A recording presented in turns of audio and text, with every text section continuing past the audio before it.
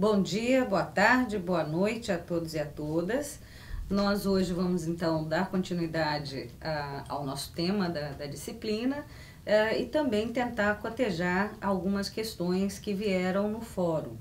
Eu vou aqui privilegiar as questões mais relacionadas diretamente ao tema da disciplina, em que pese reconhecer a importância também de vermos ao longo do curso algumas das políticas específicas, alguns programas também específicos no âmbito do SUS e inclusive a sua relação, a sua interface com o Sistema Único de Assistência Social, que é posterior ao SUS, segue a mesma modelagem, mas que ainda hoje não há o ajuste necessário para que eles tenham uma funcionalidade mais integrada. Então eu vou privilegiar aqui a discussão do SUS propriamente dito, ou seja, doutrina, diretrizes, por que são essas diretrizes, por que isso está ligado à nossa aula anterior. Então, eu começo aqui levantando por que o sistema é único. Às vezes as pessoas olham, o Sistema Único de Saúde, mas ele não é único porque tem outras formas de atenção à saúde, por exemplo, as seguradoras de saúde, por exemplo, ou acesso privado à saúde. Então, por que se chama SUS? Se fosse único, tinha que ser um sistema só. É o SUS um sistema único de saúde? Por que a gente se refere a ele como sistema único?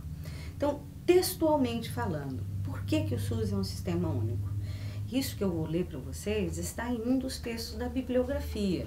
Então, eu vou aqui rapidamente passar pela definição que está no texto, porque assim vocês têm essa referência firmada para o longo de toda a vida de vocês. O SUS segue a mesma doutrina e princípios organizativos em todo o território nacional, sob responsabilidade das 3 esferas autônomas de governo federal, estadual e municipal. Portanto, o SUS não é um serviço ou uma instituição. O SUS é um sistema nacional que envolve as 3 esferas autônomas de governo, que vão ter um conjunto de unidades, de serviços e de ações que vão estar sobre um processo de gestão sistêmico. Tudo isso vai compor o que se chama o sistema de saúde, Sistema Único de Saúde. Então, observem, a doutrina e os princípios organizativos colocam sob um mesmo comando de gestão federativo, um conjunto de serviços, unidades, instituições e ações no campo da saúde. Faz isso para fins de quê? Para fim de que todo o sistema seja capaz de fazer ao mesmo tempo promoção, proteção e recuperação da saúde. Ou seja, esses 3 pilares, promoção, proteção e recuperação, vão ser os que vão dar unidade de ação ao SUS do ponto de vista da saúde. O SUS, portanto, é um sistema único de saúde nacional, distribuído por todo o território brasileiro e que tem atividades de promoção, proteção e recuperação da saúde em todos os níveis. Bom, isso faz dele um sistema único? Sim. É isso que vai lhe dar uma unidade sistêmica. Portanto, é um sistema. Mas é único? Este sistema é único. Bom, a gente pode dizer que há um sistema de saúde privado? Não. Não há um sistema de saúde privada. Qual é a unidade de gestão, qual é a unidade sistêmica que compõe os serviços privados de saúde? Eles são serviços em diferentes níveis de atenção, podem inclusive abarcar a questão da promoção, da recuperação e da atenção à saúde, mas eles não têm uma unidade sistêmica, Eles não têm um conjunto de regramento sistêmico que lhes dê um movimento de ação. O SUS faz isso, né? Então, o SUS segue a mesma doutrina e os princípios organizativos em todo o território nacional. Essa questão de ter mesma doutrina, mesmo princípio e também o comando de gestão faz dele um sistema único de saúde. Bom, qual é então a doutrina do SUS? Vocês lembram que na última gravação eu falava para vocês que era importante que compreendêssemos a questão do estado de bem-estar social e de como que ele incidia sobre as possibilidades de maior ou menor distributividade. E a gente falava também que o estado de bem-estar social era aquele que tinha por finalidade a ampliação máxima da função distributiva do Estado e que havia uma discussão sobre se o estado de bem-estar está em crise ou se não está em crise, várias alternativas sobre o que fazer, né, frente a estes posicionamentos que os autores traziam para a discussão. O SUS ele está fundado em alguns princípios que tem como horizonte o bem-estar social. Por conta disso, questões de universalidade e equidade vão ser fundamentais como princípios do SUS. Eu dizendo vão ser fundamentais, eles são mais que fundamentais, eles são princípios fundantes do SUS. O que quer dizer universalidade? Esse princípio da universalidade está ligado à ideia de que todos têm direito à saúde. Lembrando que na nossa Constituição, saúde é um direito da população e um dever do Estado. Ora, nada mais próximo de uma ideia, não é, de welfare state do que essa ideia de que algo vinculado à vida, à proteção, enfim, seja dever do Estado e seja reconhecido como direito. A esse princípio que vai dizer que todos têm direito à saúde, chama-se universalidade, ou seja, se anteriormente eu mencionava que no período anterior ao SUS só tinha acesso ao Sistema Nacional de Saúde quem tinha carteira assinada, agora não mais, agora todos. Nasceu, tem direito. Nasceu cidadão brasileiro, mora no Brasil, vindo de outro lugar, está aqui, tem domicílio no Brasil, tem direito a acessar o SUS. Deixa de existir, por consequência, a figura chamada indigente. Indigente. Ora, mas que palavra mais terrível, né? Indigente. Indigente quer dizer sem direito algum. Quer dizer sem nada. Quer dizer totalmente despossuído de direito. Isso existia antes do SUS ser estabelecido como Sistema Único de Saúde nacional, tendo na sua doutrina princípio de universalidade.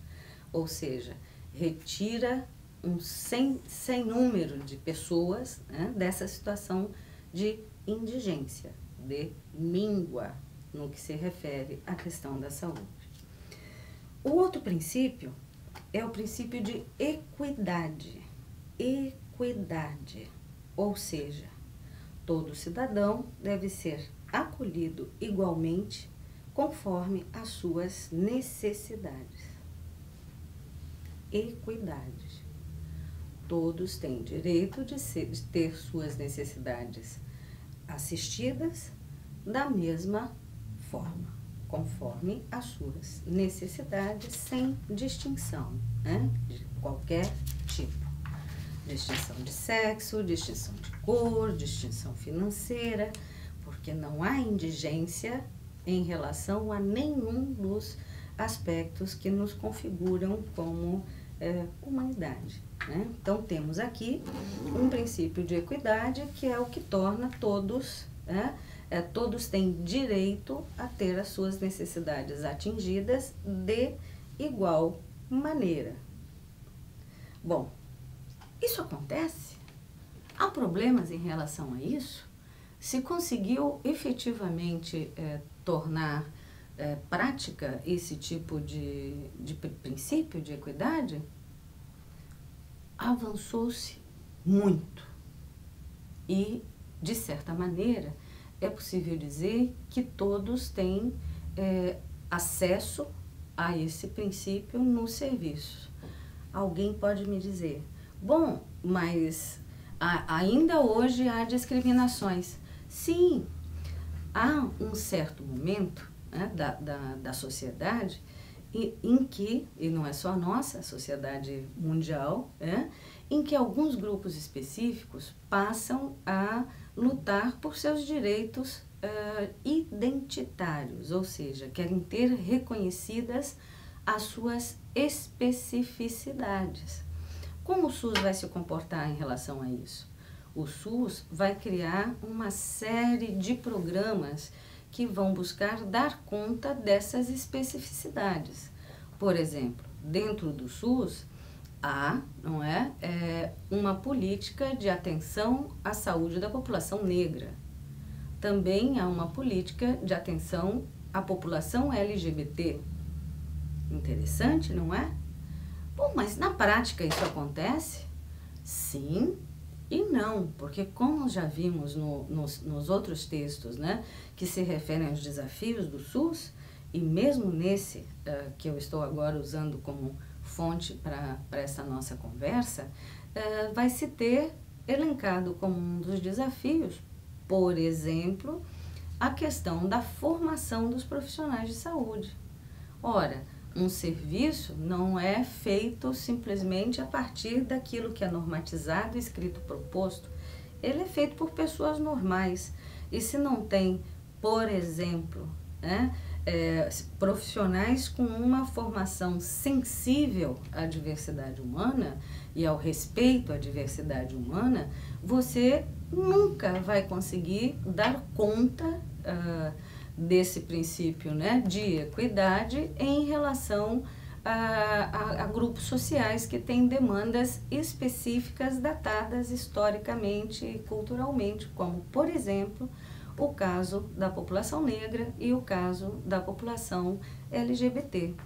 Então, observe, quando a gente trabalha com os princípios doutrinários do SUS, isso são princípios doutrinários, princípios orientadores, né? Mas eles não necessariamente, como tudo na nossa vida, se traduz imediatamente como prática, a não ser que a gente acredite que vamos nós aqui pensar positivamente durante uma semana que a fome do mundo vai se resolver. Plim! Resolveu num passe de mágica, né? Então, não basta a palavra dita, o texto escrito, legislado, para que ocorra na prática.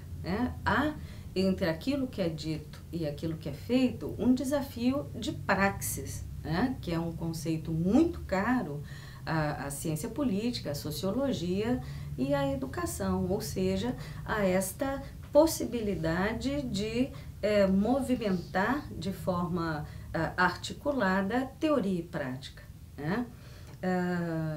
Podemos, num outro momento, abordar um pouco essa questão da praxis em saúde. O outro princípio importante vem da ideia de integralidade. Por que é importante que esse princípio seja assim enunciado, né? Observe que esse princípio de integralidade, né, ele é um pouco menos filosófico do que quando a gente fala em equidade e universalidade, por exemplo.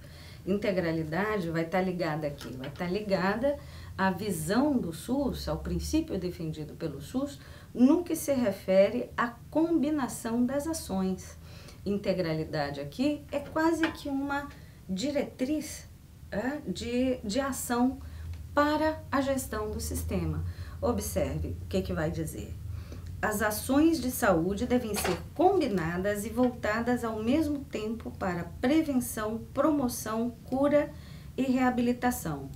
Os serviços de saúde devem funcionar atendendo o indivíduo como um ser humano integral, submetido às mais diferentes situações de vida e trabalho que o leva a adoecer e a morrer. O indivíduo não deve ser visto como um amontoado de partes, coração, fígado, pulmões e etc. O indivíduo é um ser humano social, cidadão, que biológica, psicológica e socialmente está sujeito a riscos de vida. Desta forma, o atendimento deve ser feito para que sua saúde, não somente para as suas doenças. Isto exige que o atendimento deva ser feito também para erradicar as causas e diminuir os riscos, além de tratar os danos. Esse princípio da integralidade, ele vai ser o desencadeador, não é? Da forma como se vai estruturar o SUS. Por exemplo, será possível trabalhar de uma forma integral, fazer uma abordagem integral, sem que haja uma hierarquia de serviços? Será possível fazer uma abordagem integral da saúde, sem que haja descentralização de serviços? Perguntas interessantes para vocês discutirem no Fórum Consultores. Será possível isso? Dentro de uma perspectiva de sistema de saúde? Porque alguém sempre vai me dizer assim, olha, na perspectiva holista, você trabalha o indivíduo e o indivíduo é visto em sua integralidade. Mas observe, você está falando da atenção ao indivíduo e não a atenção a uma sociedade, a uma população inteira. Bom, vou deixar essa bolinha picando. Isso foi uma provocação. Eu nada tenho contra a abordagem holística em saúde, tanto que eu sou assim uma defensora e aplaudo de pé a existência das práticas integrativas de saúde. Observe que interessante termos um sistema único de saúde, com universalidade, equidade e integralidade, a ponto de entender e incorporar como prática um conjunto de, vamos chamar aqui entre aspas, um conjunto de medicinas para além da própria medicina ocidental, fundante de toda a discussão sobre os sistemas de saúde pelo mundo afora. Não é interessante? Eu gosto muito dessa ideia. Então, observem vocês, né? Esse princípio de integralidade, ele vai colocar como desafio ao sistema que promoção, proteção, recuperação e reabilitação necessariamente sejam abordadas dentro do sistema. Então, quando se fala em promoção, está se falando em quê? Está se falando em eliminar, controlar as causas das doenças e dos agravos de saúde. Bom, é possível fazer isso dentro do sistema de saúde? Sim, é possível fazer isso dentro do sistema de saúde. O nosso sistema de saúde, ele compreende o conceito de saúde desde as questões relacionadas ao adoecimento até, por exemplo, a posse da terra. Desafio vocês a buscarem o conceito de saúde que orienta o SUS. Não é aquele de saúde ou bem-estar biopsicossocial. Ele é muito maior que isso. Ele inclui coisas como saneamento básico, inclui alimentação, inclui posse da terra. Desafio vocês a buscarem. Olha, tutores podem ajudar vocês nisso. Essas ações, elas vão desde imunizações até ações de vigilância em saúde, educação em saúde, inclui todo um conjunto de possibilidades de práticas que vão incidir sobre esse amplo conceito de saúde que vocês vão trazer para os tutores brevemente, espero. O outro componente da integralidade é o de proteção. Por exemplo, questão das doenças sexualmente transmissíveis, questão da saúde do trabalhador, a questão da cárie bucal. Há uma série de questões de saúde que são passíveis, né? Nós podemos nos proteger delas, o sistema pode nos proteger delas. Prevenção de câncer, por exemplo. Às vezes a gente chama isso de prevenção, né? Confunde prevenção e proteção. Vamos ver o que é a proteção aqui, ó. Ações específicas para prevenir riscos e exposições a doenças, ou seja, para manter o estado de saúde. Vejam, proteção é antecede a prevenção. A prevenção é um dos mecanismos utilizados para se fazer, né, se trabalhar com a questão da promoção. Controle da qualidade do sangue, que foi uma das enormes polêmicas quando se criou o SUS, né? O processo de criação do SUS, uma das principais disputas que teve foi em relação ao controle do sangue, porque havia uma verdadeira máfia que controlava os estoques de sangue no país. Esse sangue não passava por exames, né? Teve responsabilidade na eclosão da epidemia da AIDS, né? Os controladores de sangue podem ser considerados responsáveis pela morte da família de Souza, né? O Betinho do Fome Zero, o Enfio e o irmão eram hemofílicos e todos morreram de AIDS por contaminação sanguínea, né? Não à toa, o Betinho foi uma das lideranças fundamentais para esse embate da necessidade de controle da qualidade do sangue. O outro, né? Então temos promoção, proteção e recuperação. Recuperação se refere a sequelas, né? Então nós temos aqui a questão das sequelas e da evitação da morte. As emergências estão aqui, por exemplo, né? As internações hospitalares estão aqui, o atendimento odontológico está aqui, a reabilitação física está aqui. Ou seja, são todos aquelas questões, né, aquelas ações que evitam a morte das pessoas adoecidas, por isso as emergências entram aqui, e suas sequelas, adoecidas ou sequeladas, né? Evita a morte. Então, retomando, nós temos proteção, promoção e recuperação, ditas não exatamente nessa ordem ao longo da minha fala. Bom, se esses três elementos, né, são os que devem ser cotejados dentro do princípio de integralidade das ações do SUS, como o SUS deveria se organizar como sistema para que seja possível cumprir essas diretrizes? A pergunta então é: quais são os princípios de organização? Como o SUS se organiza? Então, como o SUS deve se organizar? Bom, primeiro, o SUS deve primar pela regionalização e hierarquização. O que quer dizer isso? Regionalização e hierarquização. Parte da ideia de que, né, é necessário que o serviço de saúde tenha vários níveis de atenção e de que, né, os níveis de atenção devem dar conta desde o lugar de moradia até a região do município em que a pessoa vive, até o município como um todo, e a partir dali as outras áreas de maior volume territorial, populacional, enfim, né? Eu quero aqui mesmo dizer no nível estadual ou mesmo nacional, se for o caso.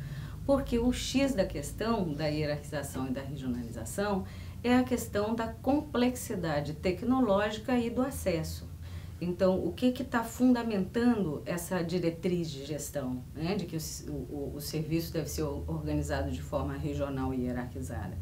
Quer dizer que o serviço, a população tem que ter acesso a serviços dentro do nível de complexidade que lhe é demandado. Então, por que o plano de saúde ele é feito a partir de um estudo epidemiológico local, de um diagnóstico de saúde local? Para que o sistema de saúde municipal dê conta de ter serviços e ações para aquelas demandas de necessidades, para que ele possa se programar para chegar a um grau de complexidade adequado à atenção daquela população. Então, o acesso inicial se dá por onde? Pelo nível da atenção primária. O nível da atenção primária é aquele mais próximo do domicílio, né? Hoje, no Brasil, isso é feito através da medicina de família e comunidade, né? Enfim, é o nível primeiro, a porta de entrada do sistema de saúde, é como a gente chama, né? Que é o de menor complexidade tecnológica. Um hospital tem maior complexidade tecnológica, uma UPA tem maior complexidade tecnológica.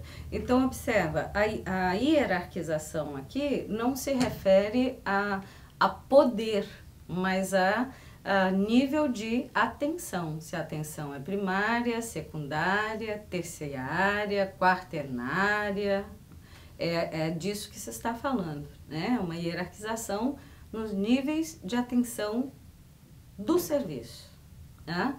Regional, por que é importante que seja regional? Aqui em Porto Alegre, por exemplo, nós temos distritos sanitários.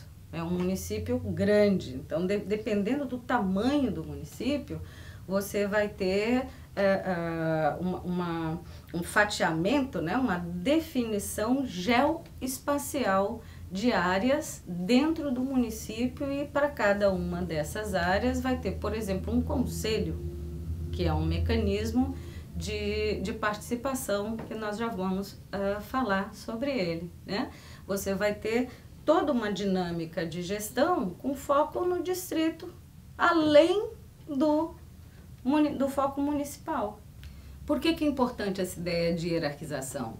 Porque a outra diretriz se refere à resolutividade, ou seja, o sistema de saúde ele precisa estar apto a solucionar a questão, ou seja, a ser eficaz, eficiente e efetivo. Lembram lá que isso é considerado numa perspectiva de bem-estar, né? Democratização, ampliação do direito do cidadão. O cidadão tem direito à eficácia, eficiência e efetividade nas políticas públicas, né? Então, o princípio de resolutividade quer dizer o quê? Que dentro do seu limite de complexidade tecnológica, de capacidade tecnológica, de complexidade dos problemas que estão envolvidos no locus de intervenção, tem que ser resolutivo, tem que resolver. Não tem desculpa, é o que vai estar dizendo a diretriz. Quando você faz um plano de saúde, você tem que estar cotejando na estruturação do plano municipal de saúde, do plano estadual de saúde, esta ideia de que você tem que estar apto, o seu plano de saúde tem que estar apto a ser resolutivo dentro dos limites da complexidade e da capacidade tecnológica para resolver os problemas de saúde elencados no local, né? Em todos os níveis. Promoção, proteção, lembram? Agora há pouco falávamos nisso, dando conta da integralidade da atenção à saúde. Bom, o outro então é descentralização. Descentralização aqui vai estar se referindo às responsabilidades de cada nível cada ente federado, né, cada nível de representação dentro da estrutura republicana que temos, né, a redistribuição das responsabilidades e ações em relação ao sistema de saúde. Então, vai existir, inclusive, uma normatização própria para isso, né, delimitando quais são as responsabilidades pela implementação do SUS. Vai estar na Lei 8.080 e vai estar na NOBS, que é a norma operacional básica do Ministério da Saúde. Esses dois textos são textos circulantes e seria importante que vocês pudessem tê-los em mãos, porque eles são os textos que vão, né, fixar aquilo do qual não se pode fugir quando se trata da gestão do SUS, né, quando se trata da implantação, da gestão e da implantação do Sistema Único de Saúde. O outro, então, a outra diretriz, né, da organização do sistema é a participação dos cidadãos. A participação dos cidadãos, ela está prevista constitucionalmente dentro da estrutura do SUS, e ela se dá através de conferências e conselhos formados nos diferentes âmbitos da federação, né, da República Federativa. Nas 3 esferas de governo, necessariamente. Então, existe uma conferência municipal, um conselho municipal, uma conferência estadual, um conselho estadual, uma conferência nacional, um conselho nacional.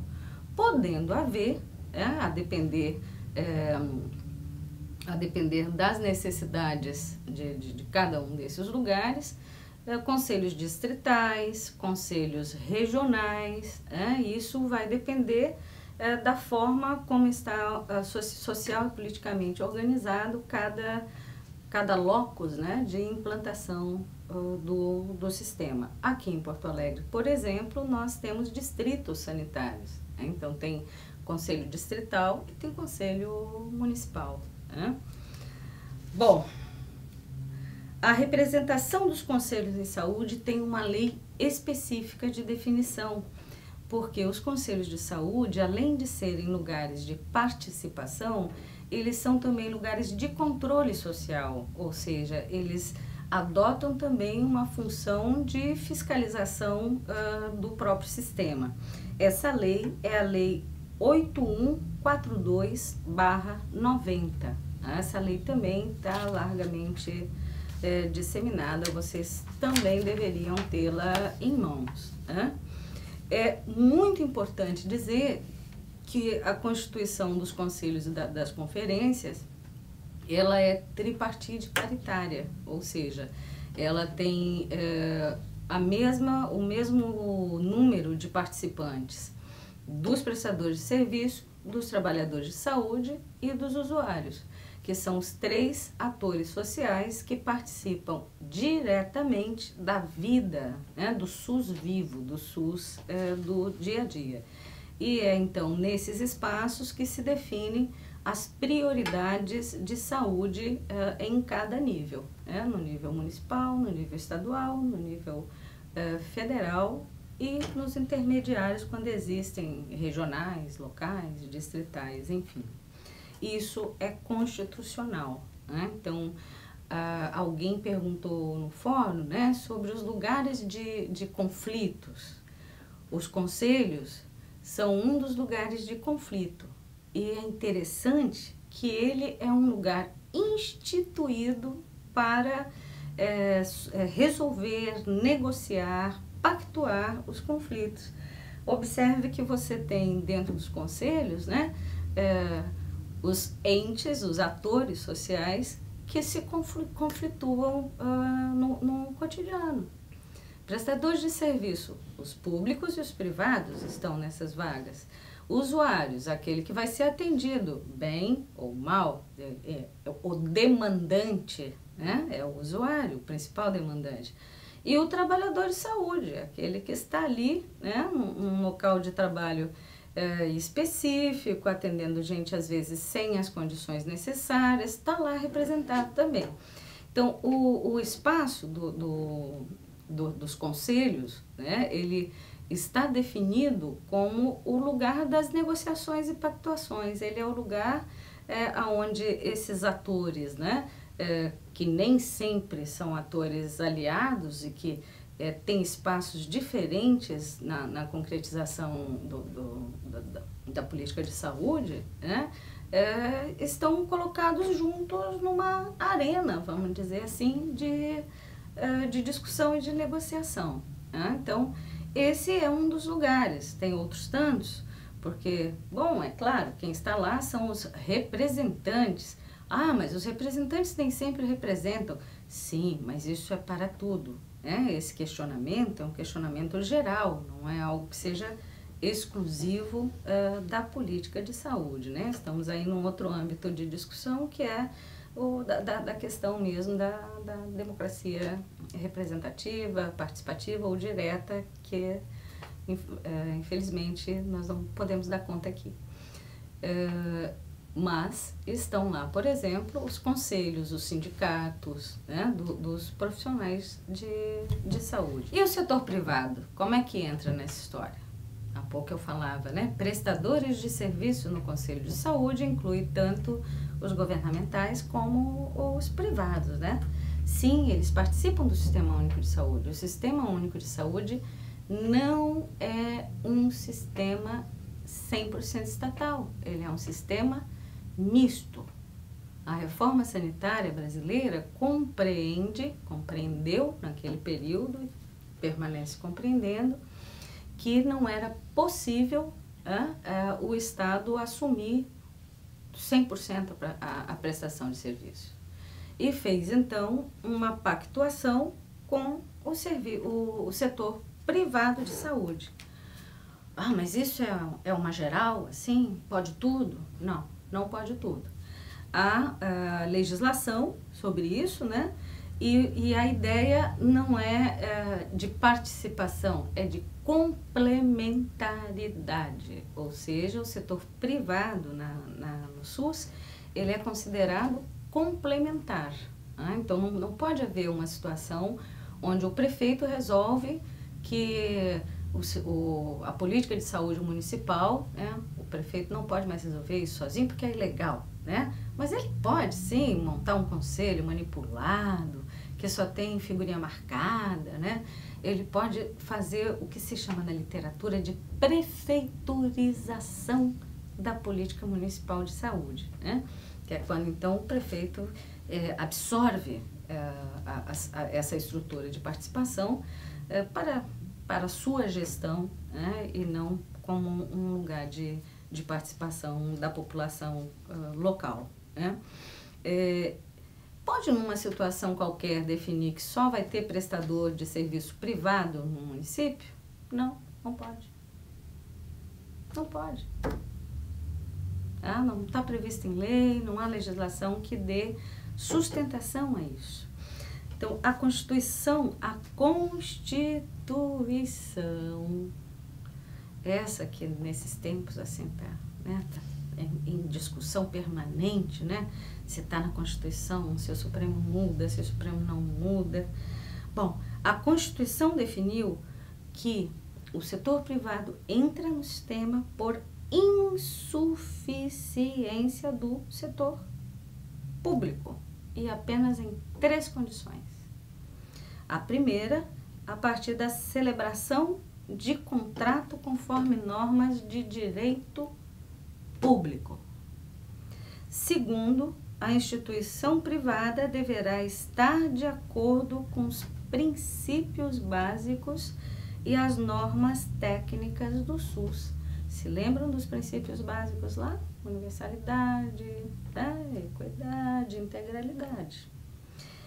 Item 3. Integração dos serviços privados deverá se dar na mesma lógica do SUS, ou seja, numa rede regionalizada e hierarquizada de serviço.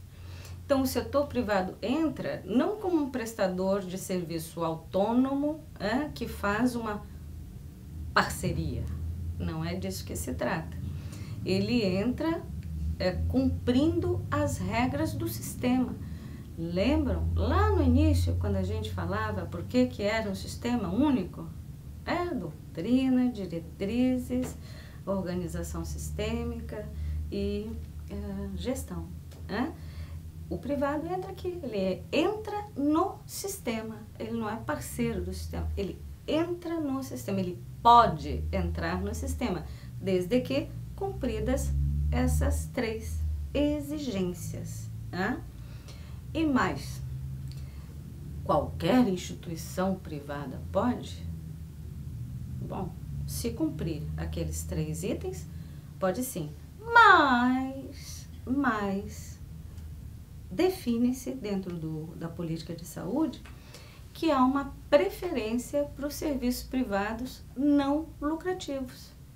Leia-se aqui, organizações filantrópicas, como as Irmandades das Santas Casas de Misericórdia, por exemplo, os hospitais filantrópicos, dentre outros. Ok? Então, o SUS é um sistema misto, público, sob comando do Estado, hierarquizado, descentralizado, regionalizado, com participação da população e com participação do setor privado na prestação de serviço. Mas é um sistema único. Isso vale para os planos de saúde? Estou deixando para vocês essa questão. Como os planos de saúde entram aqui? Vocês consideram que os planos de saúde são o quê?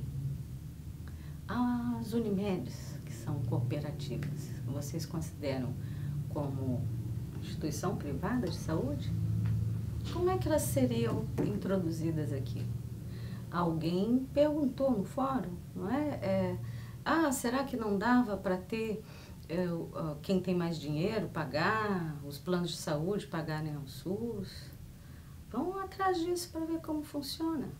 Mas já sabemos que não podemos distinguir entre quem pode e quem não pode dentro do SUS, porque a Política Nacional de Saúde tem doutrinariamente 3 princípios. Universalidade, ou seja, é para todos. Equidade, é para todos de igual maneira, suprindo as necessidades. E integralidade na abordagem do sujeito como um ser humano integral, prenhe das mais diversas necessidades que vão desde aquelas manifestas sobre a forma de problemas e agravos de saúde, até aquelas que incidem diretamente sobre a sua condição de vida. Por consequência, a Política Nacional de Saúde não pode instituir que uns pagam e outros não pagam. Mas como será que acontece quando você tem um plano de saúde e vai ser hospitalizado no SUS? Vamos ver qual é a experiência de vocês? Vamos conversar com os tutores sobre isso? Vou estar aguardando antes da nossa próxima conversa aqui por vídeo. Um bom dia, uma boa tarde, uma boa noite para vocês, bons estudos. Não esqueçam de ler os textos. Tem 2 textos importantes para problematizar mais essa nossa discussão e colocá-la num contexto histórico mais detalhado do ponto de vista normativo e das leis. Muito obrigada.